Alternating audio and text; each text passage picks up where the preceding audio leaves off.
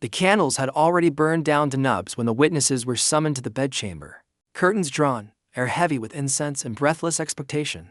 The Duchess lay still beneath layers of embroidered linen, while the court's most powerful men stood in silence, waiting for proof that a union had been made. Outside, bells tolled midnight over the castle roofs, the official hour when alliances turned to bloodlines. But in this chamber, nothing was sacred. A single rumor could unmake kingdoms. By dawn, they would claim the Duchess had been consummated. By dusk, they would insist it had never happened. And before the year's end, Europe itself would divide over the question of whether that bed had truly sealed the marriage, or damned an empire. This was the 15th century, an age when the fate of nations could depend on a single bed.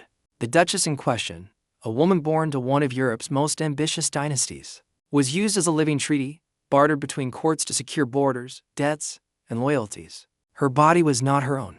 It was the battlefield upon which kings measured trust. But the night that was meant to guarantee peace only sowed suspicion. What began as a private union became a public scandal that rippled through the crowns of France, Burgundy, and England. By the end of her life, her reputation had been rewritten by 3 men, each claiming to have been her rightful husband, and each forcing history to choose a side. She was born into a dynasty that thrived on calculation. Burgundy was a kingdom that glittered between France and the Holy Roman Empire, too rich for one crown to control, too proud to kneel before another. Its rulers were merchants and warriors both, men who turned silk and silver into armies. From the moment the Duchess was born, chroniclers noted her value, not her virtues. Her name would be written in ink beside that of whichever man her father needed most. The church required marriages to be witnessed, recorded, and above all, consummated, the final act that made a union binding before God. Without it, the marriage was void. Without witnesses, the claim could be contested. So, when she was wed to her first suitor, a prince barely older than she, the ceremony was drenched in splendor but haunted by unease. The two were led to their chamber by priests, bishops, and courtiers. Curtains drawn, doors sealed. They were told to fulfill their duty before heaven. But hours passed in silence. By morning, whispers spread through the court like smoke. The prince had failed. In a society obsessed with lineage, failure to consummate was treason against blood itself. Advisors scrambled to protect the alliance. Some claimed the act had been done. Others forged documents to confirm it. The Duchess said nothing. Her silence was taken as consent, then as guilt. But silence in Burgundy was never neutral. It was a weapon. The annulment came swiftly. The church, pressed by rival courts, declared the first marriage invalid. But before the ink dried on that verdict, a second proposal arrived, this time from a rival power, one who promised Burgundy independence from both France and Rome. The Duchess, scarcely 20, was wed again. Her new husband was older, seasoned, and cunning. He knew the weight of rumor and ensured no detail would be left to chance. Witnesses were summoned once more, servants, notaries, guards, to confirm what was meant to be private. The ritual was conducted with brutal precision, sheets inspected, signatures collected, and proclamations sent across Europe that Burgundy's line was now secure. Yet history would not be so easily satisfied.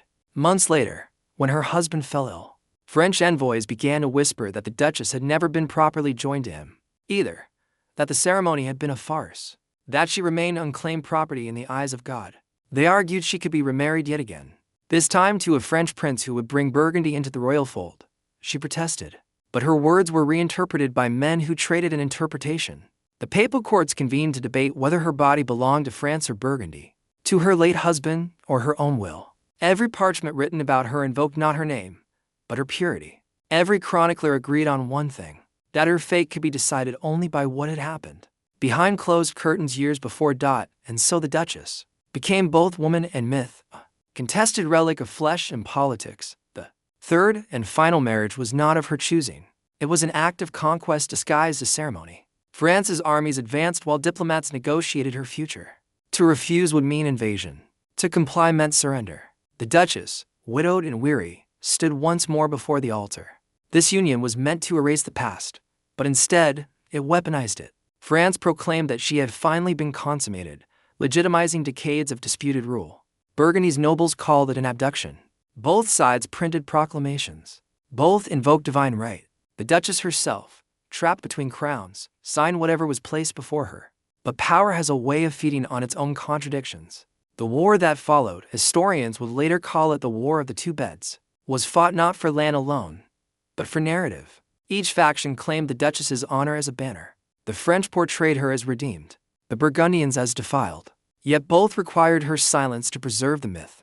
In secret letters preserved in the Vatican archives, the Duchess wrote of her despair, how the church that sanctified her marriages now denied her personhood, how kings fought over her name as if it were a fortress. She was described as consummated 3 times, yet never free.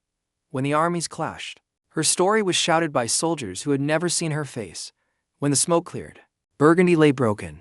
France claimed victory, the church claimed righteousness, and the Duchess was left with neither. Stripped of her titles, she retired to a convent, the final refuge of women who had outlived their usefulness to power. There, she took vows not of faith, but of silence.